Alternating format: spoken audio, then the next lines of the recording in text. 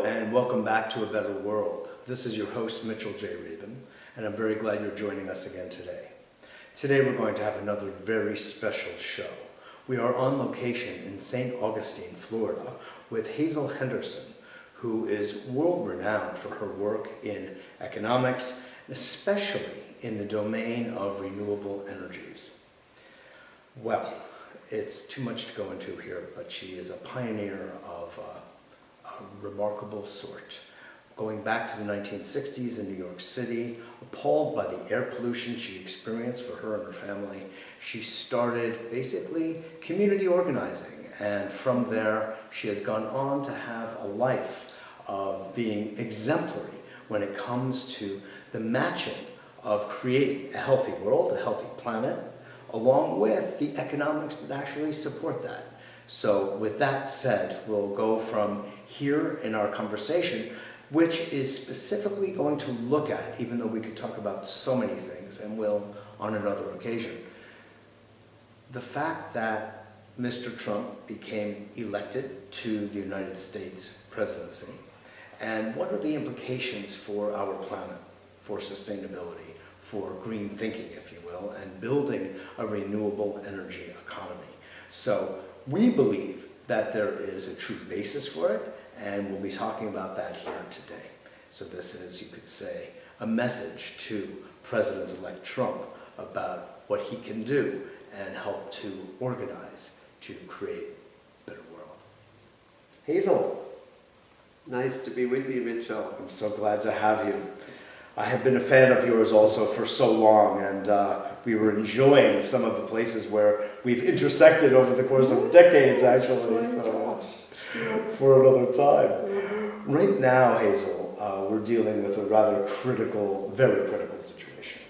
We have the COP22 occurring in Marrakesh right now, and we have a president-elect who said he wants to rescind our agreements in COP21 and reduce the EPA, really curtail its function, and support the growth of oil and coal in our country, right when the countermeasure is the work that we've been doing for so long, which is to bring forward a green economy and have it based on renewable energies. Yes. So as the expert in that, I know you've already laid out an entire thesis about how we can prosper with a green economy, and I'd love for you to share that with our audience. Well, yes, it's a very challenging time for us all, and I think that for me, the first thing to remember with all of our green prosperity friends all over the world is that the investments in the green economy worldwide are so large, the private investment, forget about governments, are so large, we've tracked 7.1 trillion with a T already in the pipeline.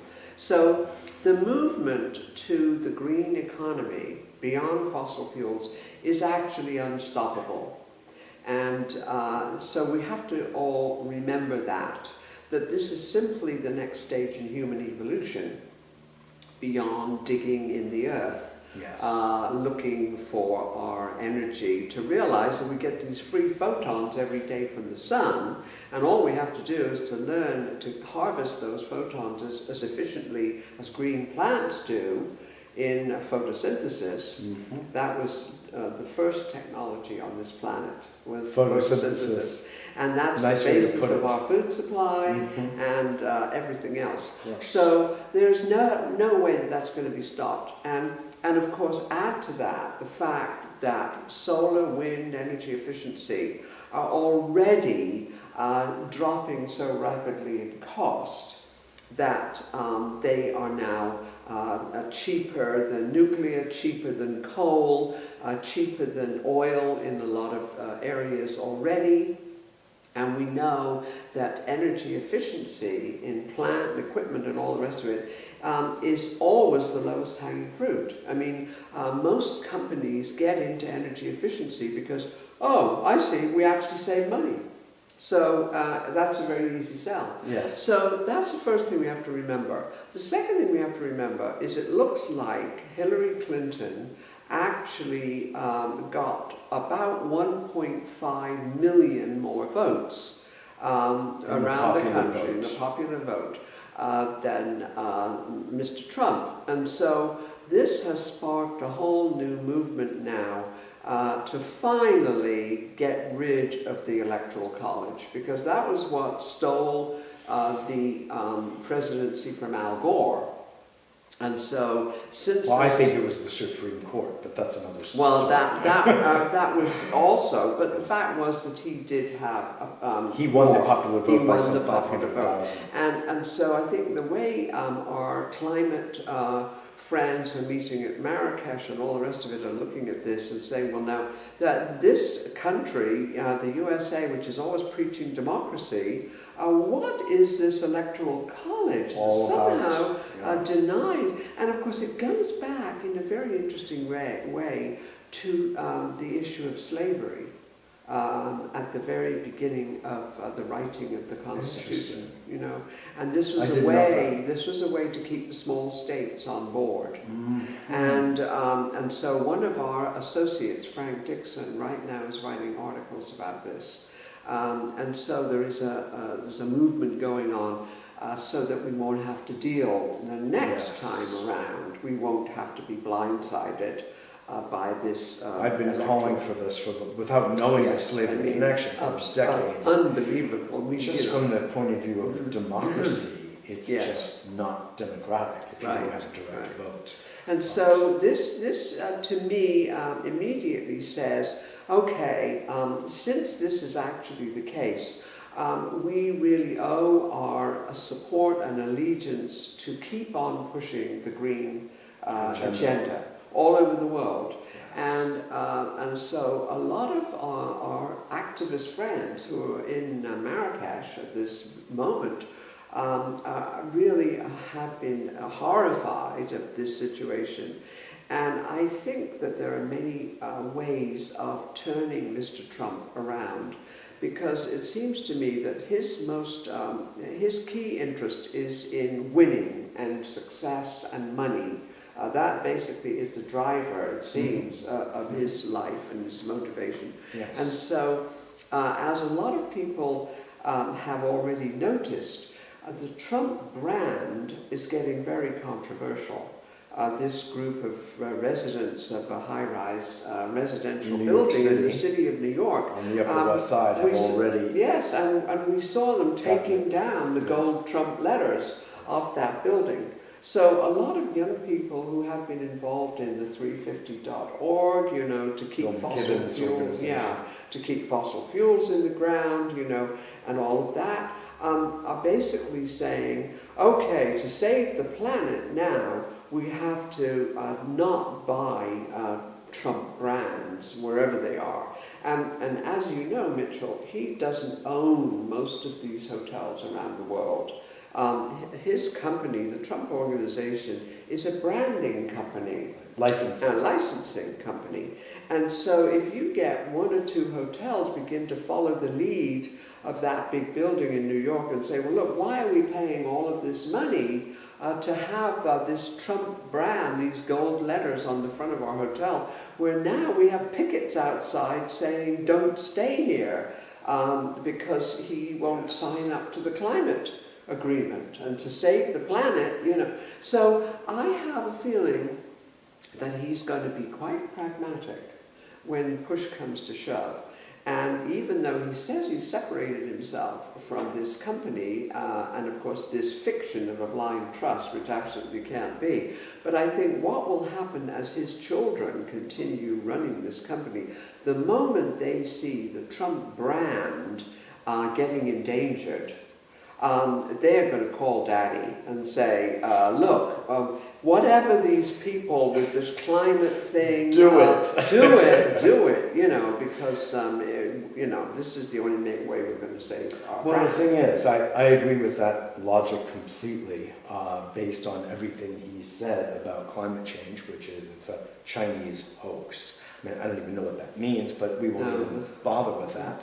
But on the merits, the case you have made about the solarizing age, for instance, not to mention wind, well, you already have, and microhydro and geothermal. There's an entirely large economic case and conversation to have about how it is just more profitable from a purely financial point of view. Exactly. And we, of course, look at multiple bottom lines. So if we're doing damage, like in the case of oil or fracking, God forbid, you have to take into consideration in the bottom line the damage that you have done to water, to soil, to air, etc. Yeah. Here, we're not dealing with that. So would you share with us some of the kind of the bottom line benefits and the merits of a green economy?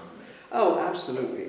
And the exciting thing really, since all of these years that I have been pushing for kind of correcting the GDP, and in the very early days as a community organizer in New York City with Citizens for Clean Air, I used to just say, well, look, the GDP is adding up all the bads as if they were goods.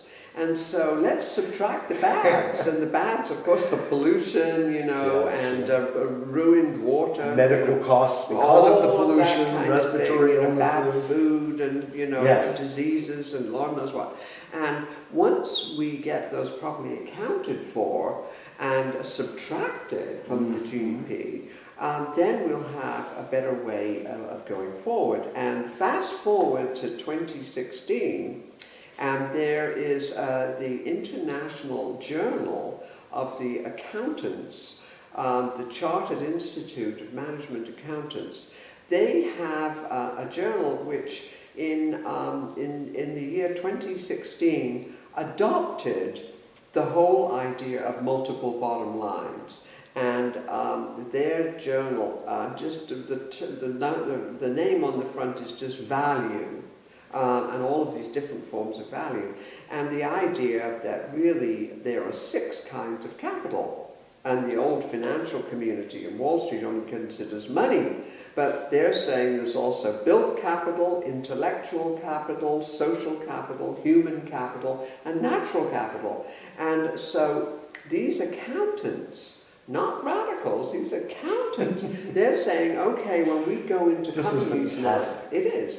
They're saying when we go in to evaluate companies' performance now, we are going to look at the extent to which they either enhanced or degraded all 6 forms of capital. Now you see, that is a paradigm shift. Absolutely. And that will feed back to changing investment strategies, to changing security analysis, to changing the way asset managers invest. So all of this now is kind of going through the system. And in the old days, it used to be there was NGOs and students and environmentalists were kind of, trying to persuade financial folks to understand all of this. Suddenly now, it's coming from the top down. Because we have the United Nations, 195 member countries have signed on to the Sustainable Development Goals, which go totally beyond the old GDP to this much, much broader accounting. And they've all now ratified the agreements that were made in COP21. And they all agreed to shift their economies away from fossil fuels and toward the knowledge-richer green economy. So that's why all is in place now for this to be absolutely unstoppable, whatever the Trump administration decides to do.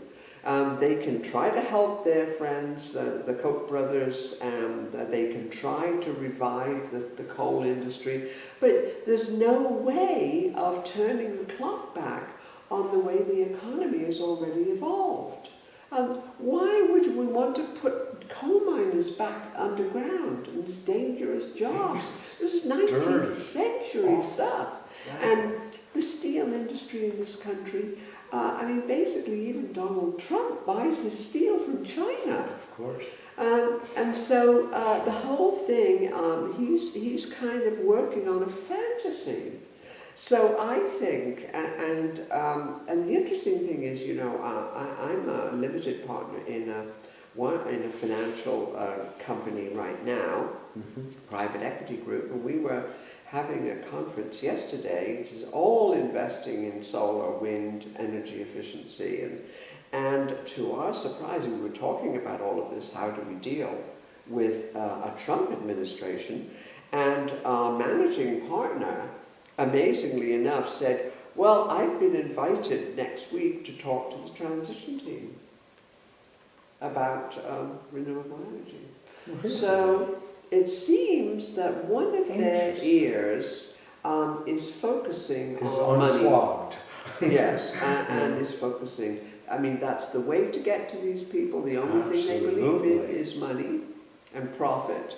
And so let's use that route. Absolutely. To get them to understand. That's why I wanted you to make the case for the dollars and cents, one of the 6 levels of capital, Yes.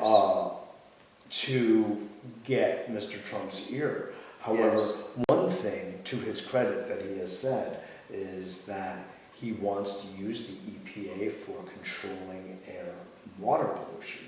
You know, that he's very moved by the issues around pollution. So he doesn't connect the dots to climate change and the relationship therein.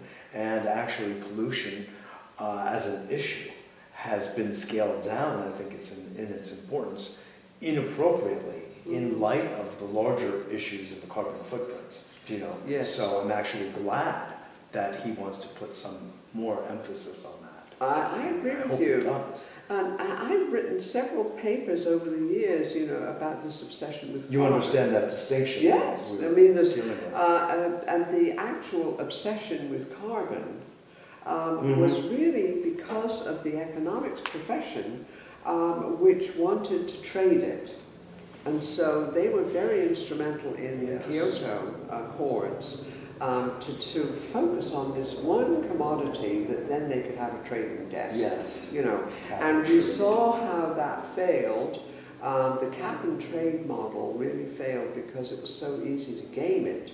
And in Europe, where they set up this emission trading system across the EU, what happened immediately was that the electric utilities gamed the whole thing, got so many free allowances. Guess what? They crashed the market. And so basically, it's far better. And the amount of pollution continued. They didn't take one molecule of CO2 out of the air. It's just a paper game. Oh, it was nothing more than a sop to traders. You know, and meanwhile, you're absolutely right that all of the other forms of pollution, you know, carbon and mercury and all of the other stuff, and the waste of water, which comes from fossil fuel electricity generation and nuclear generation, have been kind of ignored. And that's why really the whole scam in the economic textbooks about this idea of, quote, externalities, in other words, it's like a Freudian slip. Anything that we don't want to pay attention to on our balance sheet, like we're going to pass this cost off to taxpayers, and it's going to be in children's lungs, but we won't know about that, you know, is okay. It's too abstract. It's okay because that's an externality, and the textbooks say that's okay. Well, that game is up. The externalities game. Well, it's the same idea, Hazel, as the notion of collateral damage in a war. I mean, it's just those people that are just dying. Horrible language errors. And so or side effects of drugs. You know, it's a similar kind of mindset that generates that kind of separation. I think now everybody's on to realizing that it's much better to tax pollution, not just carbon taxes. And my late partner, Alan Kay, and I did a survey on the US budget and what people in the electorate thought about budget priorities. And we put in an item in their menu of you know, what they could look at for taxation. We put in taxing pollution. And we found that about 80% of the American people said, yeah, let's tax pollution. That's the best way to make up the budget deficit and all the rest of it. Yes. And then there's now the American Sustainable Business Council, that represents, several thousand businesses in the US. That they are all supporting now simply taxing pollution, not just carbon, but taxing all forms of simple. Exactly. Well, then of course, what goes on is the definition of pollution. Is it this number of parts per million or billion or that amount? So you know what I mean. So you need a lot of metrics, and one of the people that's coming to our meeting, not until I think tomorrow, has a project really so that we can measure these different kinds of pollution in very scientific ways, so that you can assign the bills to the people, even though it might be long term. I mean, it might even come down to the bills for taking care of people with diabetes. You might have to put some of that to the high sugary carbon drink companies. Wow. This sounds comprehensive. Wow. Yes. Very good. So, Very good. there was a study done by the United Nations by TrueCost, a group in London. And what they actually did was to measure all of these quote-unquote externalities and what would have happened if they had been included on the balance sheets of these companies. And they found actually that for most of the biggest companies in the world, there would have been no profits to report at all if they had been including these so-called externalities. So, as I say, that game, which was really an accounting sleight of hand, that game is up. You're reminding me, Hazel, of course, of the story of stuff, and which won one of our prizes in the Ethic Awards. That's so excellent. Yes. Excellent. Well, of course, in a 5-minute animation, she tells the story of how we externalize. Absolutely. It's a brilliant portrayal we love their of the story. Yes, absolutely fantastic. And of course, the reason that I started the Ethic Mark Awards for advertising that uplifts the human spirit in society back in 2004, and the way I did that was that an aunt of mine in Britain, who used to be the head nurse at the National Health Service in Britain, left me a bequest in her will. And I thought, I know what she would like me to really do with this, because advertising is a $570 billion industry, mostly about miseducation, consumerism, and not the kind of values, and mostly unsustainable kind of values. And I thought, that don't really represent you and me, or no. And I thought, people. okay, we have to respect the First Amendment, so it's no good trying to punish these people. But what we can do is raise the bar, the ethical bar, and show them the kind of advertising that could teach people about more sustainable behavior. And we just gave our 11th annual awards, and most of our awards have gone to companies outside of the USA and Europe. Our 2 winners this year are from India and Egypt. Our 2 winners last year were from Peru and from Pakistan, from Cambodia. That's so interesting. And are these companies or these advertising agencies? Companies, and we give 2 that awards. Are branding their products in a way that is educational and healthy. Yes, we have 2 awards, one for for-profit companies and one for non-profit campaigns. And like the for-profit company last year, the 10th annual awards, was the company in Cambodia that manufactures the lucky iron fish. And this is to combat iron nutritional deficiency. Oh. And they take old recycled iron and turn it into these little things that look like fish, which is part of the culture of Asia, you know, that the fish is lucky. And you put them in the bottom of your cooking pot. Can you believe it? Something so simple. Right. And so they And you're sell, saying, they so sell they're these little, I'll show you one.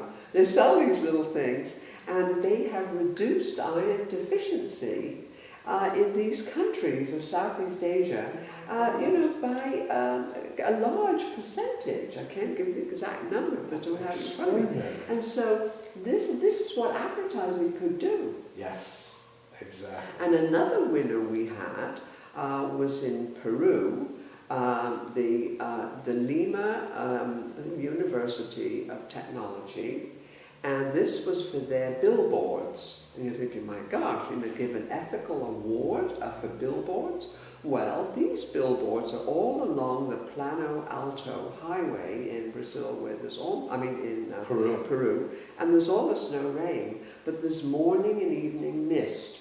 And these billboards are actually reverse osmosis machines. And they advertise, come and get a degree at our university. But the water, there's all of these big water barrels at the bottom. In hydrologics. Yes, and so the water gets captured, and all the villages around these billboards get their clean, fresh water from a billboard. Brilliant. So this is what we could be doing, you know. Exactly. Yeah. Well, the whole idea of solar paint and Yes. highways and rooftops and absolutely. I mean, it's just staring at us in the face. And you've been on this literally since the 60s. I mean, you know, let's be real about this, you know, and